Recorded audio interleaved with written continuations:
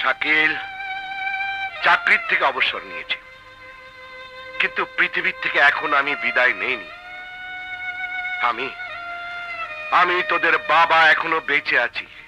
হো, না না,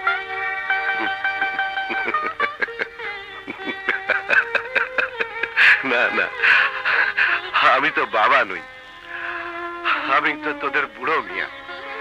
কিন্তু মনে রাখবেন বড় সাহেব, এই বাড়িটা আজও এই বুড়ো মিয়ার। ও, বুঝতে পেরেছি, এসবই তাহলে তোমার ইশারাই হচ্ছে। ইশারা? কি বলতে চাস তুই? কোন সাহসে ও জুলির গায়ে হাত তুলেছে? বড় ভাই আর ভাবিকে অপমান করার সাহস ওকে কে দিয়েছে? অপমান, অপমান, অপমান!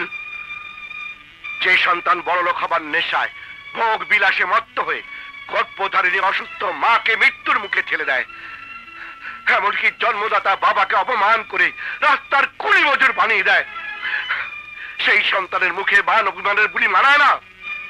তবু তবু শামীম যদি তোমাদের মনে কষ্ট দিয়ে থাকে, তাহলে আমাকে বলতে, আমি এর বিচার করতাম। বিচার? আপনি কি বিচার করবেন?